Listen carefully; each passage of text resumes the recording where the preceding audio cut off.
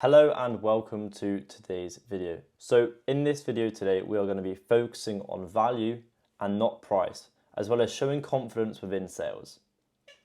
So today I want to talk about a topic which is absolutely critical in becoming a top tier salesperson. You must focus on value and not on price.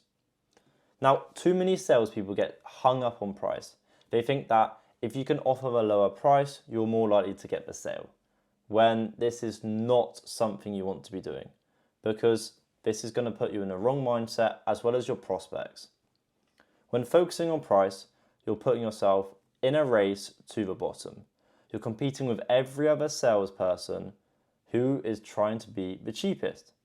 And that's a race that you do not want to win, because let's face it, if price is the only anchor point you have, if price is the only thing that matters, then there is no need for salespeople. There's no need for me, there's no need for you. The customer can go online, compare prices, and just buy from whoever is the cheapest. So today I'm going to show you how we can flip the script. Instead of selling on price, how we can sell on value. And you're going to do it with confidence and certainty. Now, you might be wondering, what the hell does selling on value actually mean? And how do you do it effectively? Now, here's the truth. Selling on value is about understanding what the client or customer really needs and what they really want. Showing them that what you offer meets those needs, and then better, it does it better than anyone else out there, other competitors. Now, needs and wants, again, they are a critical part of the sales process. So let's dive straight into step number 1, selling on value. Selling on value means you need to understand the client's needs and their wants, but not just on a surface level, on a much deeper understanding. When you're talking to the prospect, don't just listen to what they say so you can then in turn speak back to them. Listen to what they're not saying. People don't always come right out and tell you what's important. So your job is to dig deeper, be that therapist, and ask questions. Questions like, what's most important to you when choosing a product like this? Or how do you envision making this purchase, and how is it going to impact your day-to-day life? These kind of questions get them to open up about their real needs, concerns, and desires. And guess what? The more that you understand these, their desires, needs, concerns, the better you can tailor your pitch to speak to the prospect directly. Now, the whole point is to ask questions to get them to think. You never want to ask closed questions. Yes or no questions are a no-go.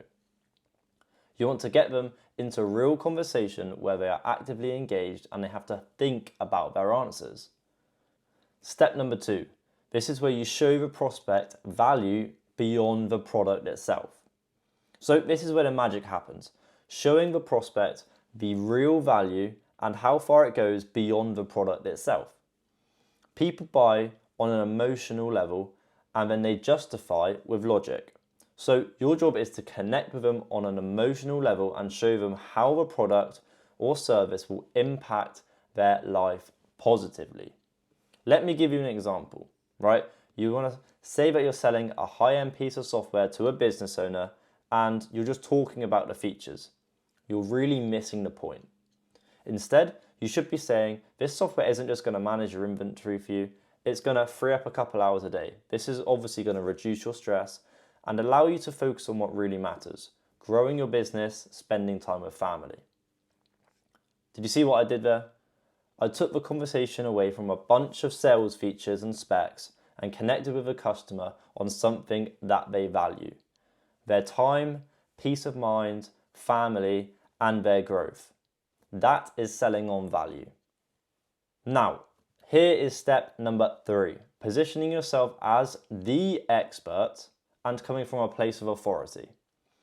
Now, positioning yourself as not just a salesperson, but as an expert and an authority is the only way to sell in this day and age. As Andy Elliott says, people will always buy from the one they trust, and trust comes from confidence. Confidence comes from knowledge and certainty. So when you're talking to a prospect, you have to be absolutely certain that what you're offering is the best solution for them. And the confidence, it radiates. So everything you say with confidence will radiate to them. So you must radiate your confidence both in what you say and what you do. Now, certainty creates certainty. Now, what I mean by this is when you are certain in your offer or a product for the prospect, that feeling of certainty and confidence will then often flip into them as well. If I'm not confident in what I'm selling, then the prospect isn't going to have any confidence in me. However, if I'm confident in what I'm selling, the prospect is going to feel that confidence and resemble with me. They're going to understand that maybe this is the right decision for them. So how do you build confidence? Now you need to know your product inside out, as well as your competitors' products too. You need to understand the market and stay on top of all the trends within your industry. When you speak with authority, because people will listen. When they listen, they trust. Now, here's a tip. You never want to apologize for your price. Don't stutter, don't mumble, don't fumble, don't hesitate. When you present the price, do it with a straight face and a steady voice. Because if you don't believe in your value, how can you expect the prospect to? So instead of saying the price is $1,000, but I can probably get you a discount, you want to say, well, the investment is $1,000. And then you need to stay silent. Staying silent will encourage the prospect to answer because as human beings, we hate awkwardness. So when you are silent after telling the prospect the price, the prospect subconsciously is going to feel like they need to answer and speak back. Now, if they really don't say anything and just let it rumble on, you have a little bit of wiggle room. You can say things like, well, let me tell you why it's worth every single penny. Now, that is confidence and that is certainty. Using testimonials to build credibility is step number 4. You can do this if you need, however, most of the way through the sale, you should be building so much confidence that you don't necessarily have to use these. But with testimonials, facts tell and stories sell. So when you're able to share a success story of another client who has benefited from your product or service, it builds trust and confidence within the potential buyer. Talking about how another client faced similar problems to what they're currently facing, and then how the solution made a difference and got the previous client to where they currently want to be. Real life examples make the value tangible and relatable. And if you've got testimonials, use them. Don't just take my word for it, go and use them and see how they benefit your sales pitch. Create a sense of urgency with authenticity. So finally, step number 5 is creating a sense of urgency, but doing it authentically. Now you've probably heard of the phrase, the fortune is in the follow-up, which is very much true. But urgency isn't about pressuring your prospect into becoming a customer. It's about showing them the cost of inaction, showing them how expensive it's going to be for them and the business if they do not take action and keep facing the same problems. Now, how do we do this? We ask them things like, well, what's going to happen if you don't solve this problem that you're currently facing right now? Are you going to stay in the same place? Are you going to lose even more money than you're currently losing? You need to paint a picture of what their life looks like without the product and then what it looks like with the product. If you do this right, it's going to help them make a decision by not pushing them, but showing them that inaction costs more money in the long run than the price of whatever you're selling does. Now, in conclusion, selling on value means understanding the prospect on a much deeper level than just scraping the surface. Showing them the value beyond the product and positioning yourself as an expert. Using stories to create credibility and creating authentic urgency.